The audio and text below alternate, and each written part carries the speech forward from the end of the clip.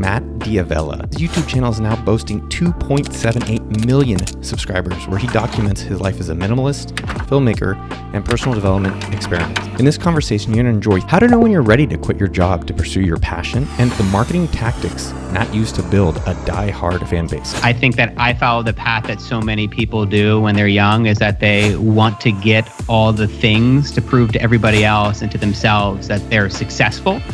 And so for me, it meant graduating in 2010 with $97,000 in student debt and doing the smartest thing I could think of at the time, which was to buy a brand new car, which just pushed me into about $117,000 in debt.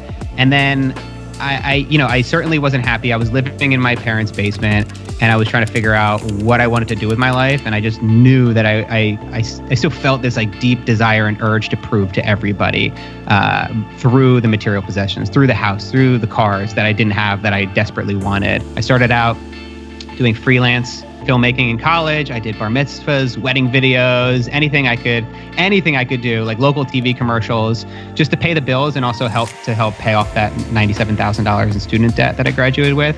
And then it was probably the course of about 6 years, just really pouring myself into that, growing the business. It ended up doing well. I made 6 figures a year from it eventually, and I was able to pay off the majority of my debt. And then I was ready for like that next challenge. Like going full-time freelance was a challenge itself. But then it was, okay, what if, I dropped everything and I made my first feature-length documentary, which I ended up doing. And I teamed up with my friends who run a website called The Minimalists.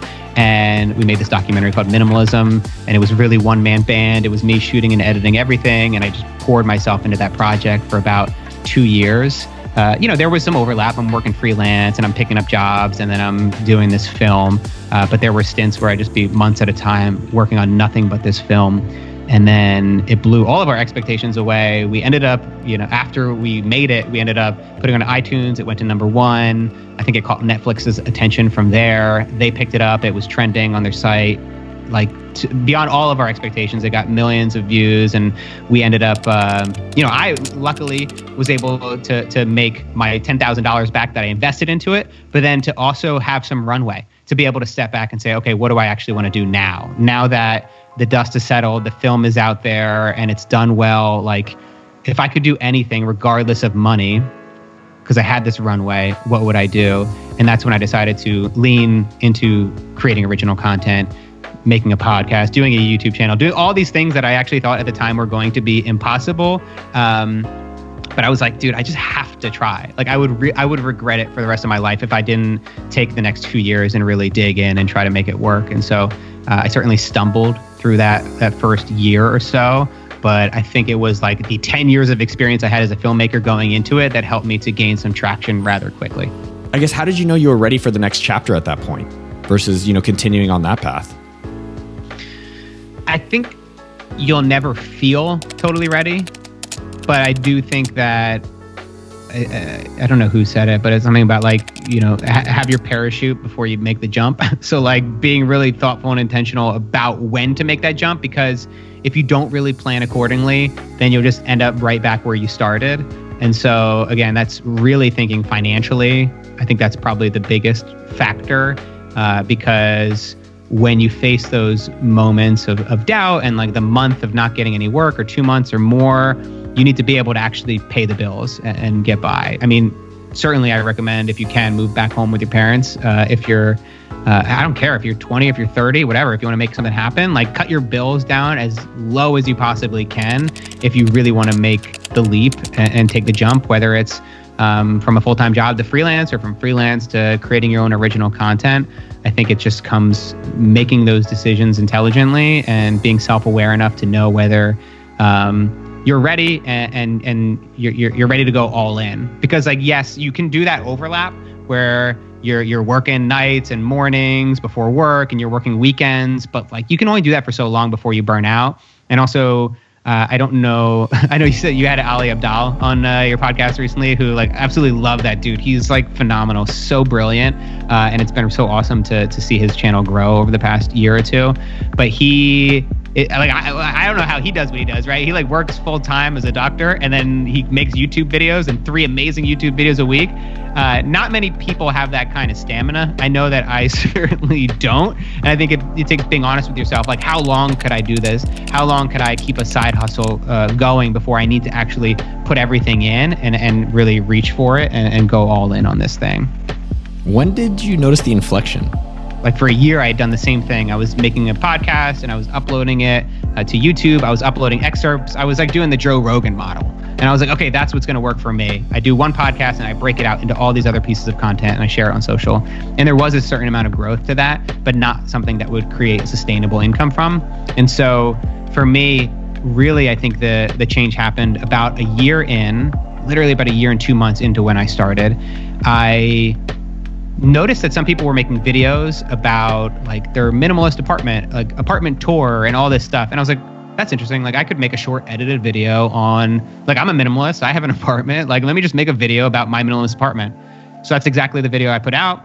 And I was super thoughtful and intentional about this video. I wrote it out. I planned it. I like added some jokes and humor where I could. And I did really high quality cinematography. Everything that I learned over the past 10 years, I put it into this video. And it just hit a bit of a wave. And within a week, it had 20,000 views. Within a couple months, it ended up having a couple 100,000 views. And eventually that video got over 1 million views. And again, just completely blown away by the response. I was like, oh my God, wow. Like, and it also like re-shifted my priorities. It was that inflection point. I was like, wow, this is what I need to do more of.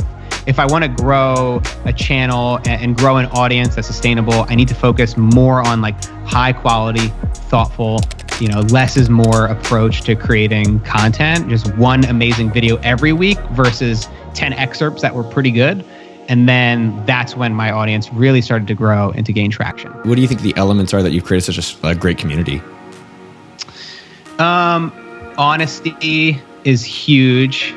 And I think honesty for me came from, this wasn't revolutionary by any means. And like we were talking about, so many other people have made this connection far before I did.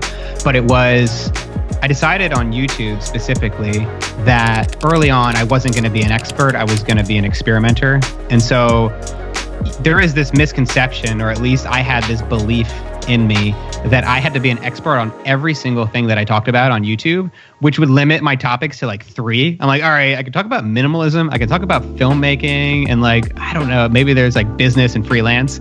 And then as I opened that up and I started to allow myself to say, okay, what if I just start, and this was really like a big, after my initial surge and growth, I think the second surge came from doing these 30-day experiments where I was like, I tried waking up at 5 a.m. every day. And it's like the titles are super utilitarian and so straightforward, and somehow they work really well. And I think maybe that is also a reaction to the over-sensationalism that often pops into YouTube videos and content online in general.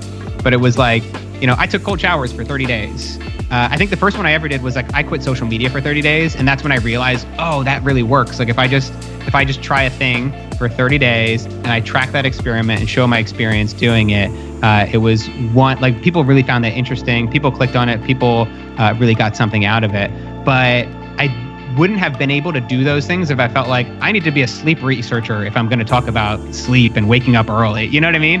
And I thought like, oh, I could actually bring in my documentary experience and just like everybody else is doing, like interview experts, talk with other people. And then I could, put that into my video and really find the lane that I want to head with it and like allow myself to fail publicly and then just be honest with people about my experience through it. And so, I did about 11 to 12 30-day experiments. And if something didn't work for me, waking up at 5 a.m. every day for 30 days was actually a nightmare. And like, it was, especially on weekends and travel and through daylight savings time, it was a complete mess. And just letting people know, hey, that didn't work out. Trying journaling for 30 days. You know what? I really didn't find a ton of value in journaling every day. Maybe a couple times a month, but not every day. And I think just being honest and letting people know when you didn't enjoy something, if you're the person that like, journaling changed my life forever, and like you say that for everything, then I think people start to call bullshit and see right through the fact that you're just trying to actually, you're just trying to get more views. But for the most part, it's like, am I enjoying the process? Does this feel like a drag, or am I really enjoying it? And I try to lean into that as much as possible. And so making films certainly is where I find fulfillment, and it's where I've always found fulfillment. And like, obviously there's a lot that goes into that. I think being able to release a film that helps somebody, that impacts somebody else's life, is just an added layer that keeps me going. Because, you know, like truly when you hear from people who like a video or an idea, just as I was inspired by Leo Babauta, Tim Ferriss, and all these other guys early on, to be able to be that person for other people is really fulfilling.